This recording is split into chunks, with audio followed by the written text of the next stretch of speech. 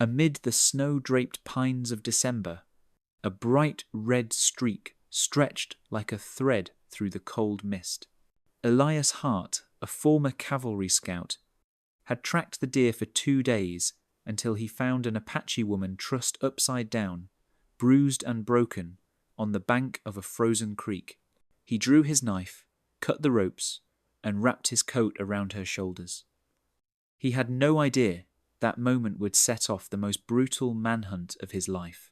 Her name was Nalea, and there was a bounty on her head for $200, and they 5 men with guns were already riding straight toward the cabin where Elias had taken her.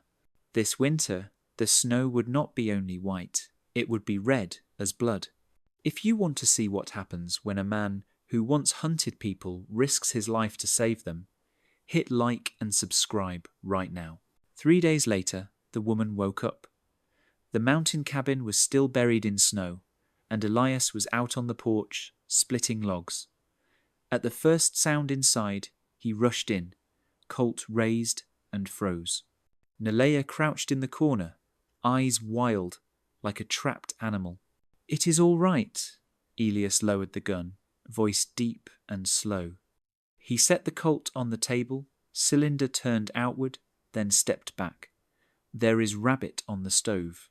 From that day, they lived in a silence, tight as a bowstring. Elias built the fire, she cooked. He hunted, she dried the meat. Little by little, the fear in her eyes faded, replaced by a careful curiosity. On the 8th day, Nalea asked, "What do you want?" "Nothing. You are hurt. I am only helping. Men like you killed my people." Elias said nothing, his look heavy. "I was a soldier. I am not anymore." That night, she smiled for the first time. It was a small smile, but it felt like the snow outside melted a little. She sang a sad lullaby, and Elias realized she was not only a survivor, she was a mother finding her way home. "Teo," she said. "My son." He answered, "I will help you find him." 2 weeks later, the cabin sank into fresh snow. In the frozen woods, Elias and Nalea began to relearn living, hunting, cooking, trading halting words. It almost felt peaceful, until Elias rode down to Lincoln for supplies. In the saloon, he heard the thunderbolt. Pedro put a $200 bounty on the Apache woman who escaped. Says she knows where the mescalero are hiding. Elias set down his glass, eyes turning to ice. "Where is he?" "Word is he is heading back toward the Sacramento range." He rode like a madman through the snow, making it home at nightfall. Nalea was cooking, firelight soft on her face. "Why did you save me?" she asked. "Because I could not let you die," she said quietly. "White men killed my husband." His voice caught. "I know." In that moment, the distance between them vanished. She touched the scar on his cheek. "We both carry scars." "Lee?" Then she kissed him fierce and burning, a promise that could not be undone. They would leave the mountain and find Teo, even if the price was blood. A December dawn laid gold over the snowy forest as Elias and Nalea left the mountain. 2 riders dwindled into grey mist, the journey begun. They barely spoke, only hooves, wind, and white breath in the cold. At night, they camped in a valley of 3 old pines. Elias built the fire, Nalea split the hard bread. In the flicker, she asked softly, "What was your daughter's name?" "Grace," he said, staring into the flames. 6 years old, fever took her. Nalea rested her head on his shoulder. "When I return to my people, I will tell them a white man saved me, simply because it was right." Elias smiled sad. "Is that all?" "For me, that is enough." That night, with the wind howling, they found each other in silence. But by morning, strange hoofprints scored the snow 5 riders, heading straight for them. Elias tightened the reins. "Peterson," he murmured. "Pedro's men. A storm of blood was coming, and only one side would ride out of this forest alive. By early light, the fog thinned. 5 riders blocked the white road, led by Cyrus Peterson, the notorious trafficker. "Elias Hart," he roared. "Where do you think you are taking that Apache, you turncoat?" Elias stood tall, Winchester in hand. "Out of the way, Cyrus. She does not belong to you." Peterson sneered. $200, Hart. I will cut you in for half if you hand her over."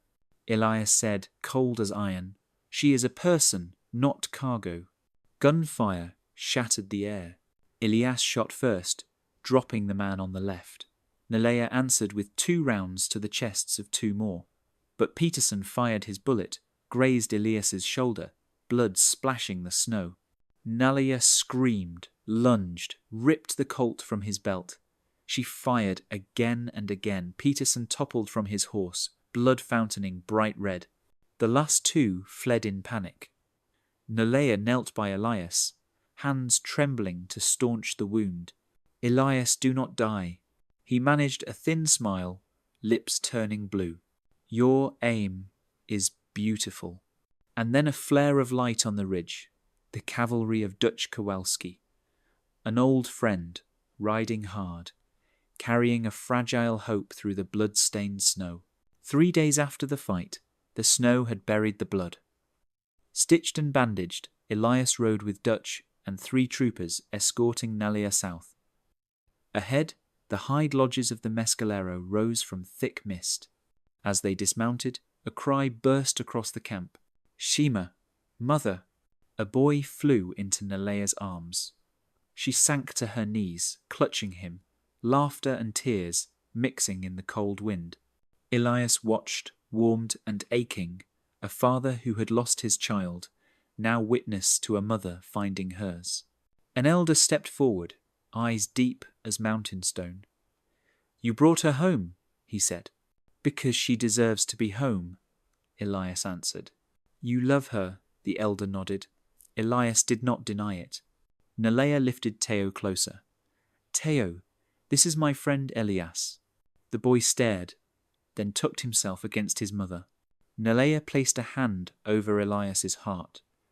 "You saw me, and I see you."